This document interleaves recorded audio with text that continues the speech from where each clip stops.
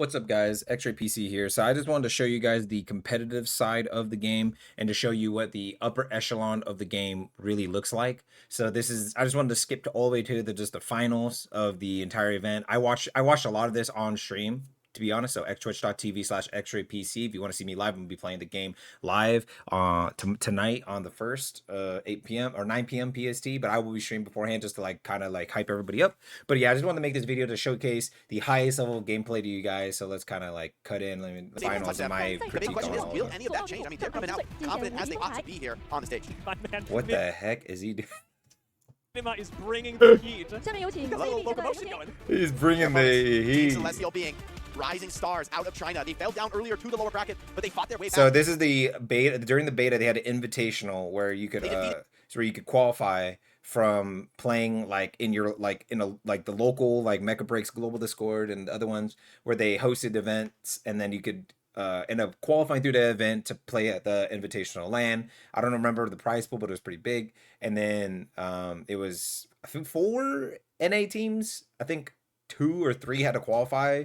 I don't remember if Disguised Toast team had to qualify. I think Disguised Toast just had a slot. So Disguised Toast is an org, or he's a creator and he has an org. And then Team Liquid also had a slot. So I'm not sure if Team Liquid picked up a team that qualified or if they just picked up players and they're like, hey, you guys are big content creators and players, so play this tournament. But yeah, so you had Team Liquid, Disguised Toast, and then you had Orca and Empyrean. So there was 2 non-org teams, or at least if they are org, that's just not as gigantic as Team Liquid or something. And then so you had Team Liquid and then Disguised Toast, and then you had the I think it was 4-4-4. I think it was 4 China, 4 Japan, 4 NA, if I'm not mistaken. If there's somewhere I couldn't really find a database, so I was just going off of this I literally watched 16 hours of footage, and I was just from 2 different the first 2 day live streams. Now fighting to be the best team in the world if they can win this series. And off the back of a double MVP on Luminace. So these are the 2 best teams right now. So you had Anubyss Here on the stage. My man, Minima is bringing the heat. Got a little locomotion going.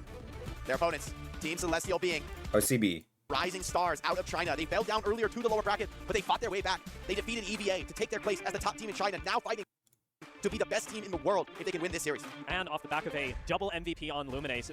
So Veda 9, all these people, they've been performing all this really tournament. interesting matchup. Both really talented Luminace, clearly, but I mean, and it's coming off the back of a lot of games. We were talking about this earlier. CB are a very warm team. So they have American casters and they're gonna have Chinese casters, and that's probably gonna be every tournament since obviously this game's from China. Team Anubyss have played 9 matches, or no, rather 9 games. Yeah, Team Anubyss and then Team CB. There you go. 9 games, and they played 3 of them today. Should they lose a map? But if they will, So before I actually get into watching the thing and explaining a lot to you mid game, I wanted to explain to you. So this is how it goes. You're allowed. So every team, just for map size. So every team is a random map, first map. Then with the best of 3, every other map that follows is every other map that follows is loser's pick. And then obviously with best of 5, we'll just do that process but longer. And then the matches start with not really a draft, just a 1 ban per team thing, and then no team gets to see what you drafted until you actually get into the match. And then the ban is after the first 2 bans happen, those characters can no longer be banned for the rest of the best of 3. So if one team banned Falcon, the other team cannot ban Falcon for the rest of the set. definitely can see this team's identity though in their success on Palm Bay and Graceland. They're a team that likes to group up, they like to stack together, play off that. So either you could use that as a strategy where you could ban your own Falcon, but he just doesn't like playing Falcon on that specific map. So then every other map that follows, he's only map in the whole game, don't like playing Falcon. Let's say the new water map, right? The worst map for all flyers. You just ban, maybe they have a Falcon player that only plays Falcon and Sky Raider, and he does not care, and he will play a flyer regardless. Okay, then just ban out at least Falcon, because he's the most annoying. And then your other player will just play some other character that's better on the map anyways. And then your Falcon will never get banned on any other map, right? So you could use that as a strategy even for yourself to ban out yourself. I think that adds so much strategy to the game. How do they attack this porcupine setup that's being happening Oh yeah, Jago W and other people got the casters. How will they use the ban pick format? I think this is going to be definitely instructive for both squads. So funny that we come full circle on that, hey? From the very start of the tournament, where the question was how do you break Stego Tricera, and we saw teams innovate on ways to deal with that, to make their own stronger. So see, I was like, boom. This is why if you maybe go into the full release and go, why did they nerf Stego and Tricera? They were such an unbeatable combo together, and even by themselves, just the unkillable counter everything. Stego did the most damage in every lobby, and like it was just ridiculous. Every tournament match, Stego had the most damage, except for some people who were just insane at Falcon. We've seen squads move away. That was literally always your MVP. Your MVP was always your Stego. Be the one that has not abandoned that strategy, but rather really reinforced it. Yeah, they've doubled down. Now, here into the finals, neither team is an unknown quantity, right? They played many, many matches. They both had the opportunity to scout one another out. Almost assuredly, these teams have been practicing against one another. Interesting to see, though. Top team from Japan, top team from China. There's a lot of pride riding on a match like this for these two teams now to be in so number the top of Japan, the top of China. The NA teams all lost. The rest of Japan and China all lost. Most difficult series of the tournament for either I think some NA teams made it to like top 8. It'll be, I think, a big mark. It'll do past the season. About their team logo, and it's a bit of a weird detail to fixate on, but I find it really nice to see that in some of these moments, yes, some players want to focus on themselves, some players want to put on a show, and other players are really focused on the fact that this is a team element to the game, that there are lots of is going to be better ability to you know what's win and just these They could all have fun. out there. They actually had a lot of fun the whole tournament. It's pretty funny with the camera. Really their country at the highest level of Mecha Break. This map selection though could be huge, right? I think both teams. And it's Okay, here we go. Here we go. Okay, this is fair. I think So this Palm is Bay fair. Harbor is the This first plus map. rating, right? So This the rest where is set. You can super pick alpha anything players but get that Palm first Bay. map. What do they elect to attack? Okay. Sky Raider banned out. Okay. So Sky Raiders banned. Yesterday, you know, Yeah. Sky Raiders And World War Hurricane. Limited. Okay, too. I think very strong meta picks on Palm Bay. Palm Bay, Hurricane. This is like his best map. Nah, maybe that. Actually, the water map actually might be horrible for Inferno, Hurricane, Sky Raider, Cyrenith. Like anybody who does energy-based damage. Now that you don't have that, I'm looking at like Manbu's Aquila, for example. Way easier to focus that out. By the same token, things like Tricera and Stego carry a lot more risk with I them. guess As much as I'm Lumine, happy but to see Lumine that just both does of them are heals, available on so. this map, because they basically embody the essence of what it means to win Palm Bay Harbor. Panaka. Aquila and Inferno, I think, are going to be heavy difference maker strikers in this mirror match to open the series. So let's look at the teams here. You have Tricera, Welkin, Stego, standard. Lumine, standard. You always have to have a healer. You either have Panaka, or you have Lumine. You cannot play with that one. If the enemy has Lumine and you don't have any healer, you just lose at the top like level play. And then you have Inferno, who's like your like consistent high DPS character to get rid of all the tanks, because that's like really one of the main characters who get rid of tanks the fastest. And then you have Aquila, who also gets rid of tanks, and any other pesky, like if they have a melee player, if they have another like the Inferno, who else is going to pop the Inferno? Your Inferno, but mainly the Aquila. And then the enemy team has an Aquila. You pretty much literally a mirror match. So literally Stego, Tricera, Inferno, Welkin, Lumine, Aquila. Really And the tournament had a lot of other stuff. It's just this is what these two teams play.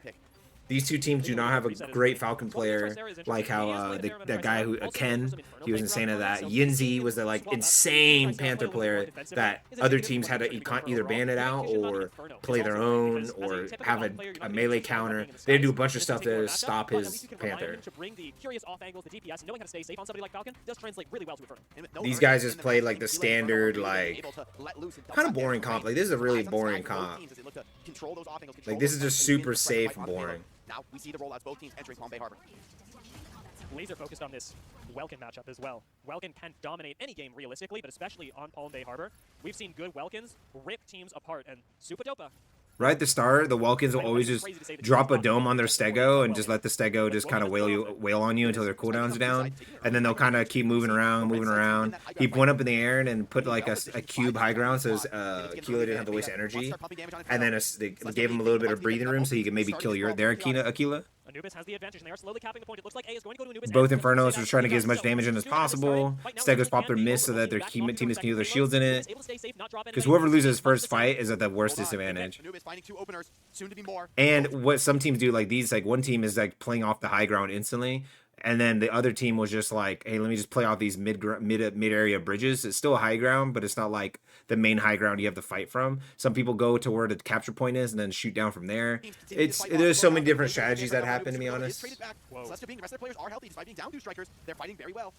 With both Welkins down, 2B is going to come back into the game just now. Zex following that right up. Even if you lose that middle point, like as long as you're constantly having the advantage of having this before them, like having the high ground control, even if they win that point, they're just going to sit on it, move it back with like one of their multiple tanky characters and keep wailing on you and keep killing you the entire time, not even letting you like push, like stop it and defend it. And then they're going to just sit on theirs and move it ahead of yours. And as long as one hits that point, they could just cap this one. This second one and the third one are the one that matters the most.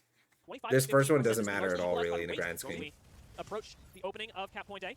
Inferno with the decoys. Kishima dancing out for a second, but it's Their not enough. movement is It's just cut so down. like look how they're pretty much Super never out of active. energy, Trying to push that strike because as soon as you rate. hit 0 energy, it's taken like, especially because you can't modify it with the new with the mod system on it.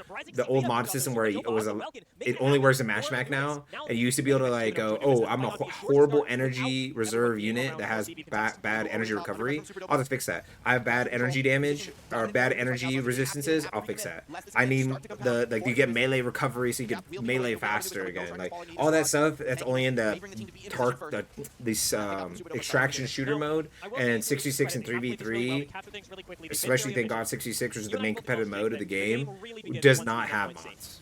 Once we get into the open, that's where all of this little bits of chip damage, small advantages that Anubyss have stacked up. Look at how much damage Inferno pumps, and Inferno got the smallest nerf, or at least from what I've seen. Actually, Inferno got a big buff, so Inferno got better. Inferno was already one of the best characters in the game, and he got better. What is the bad thing they did that? No, not really, because he kind of needed that.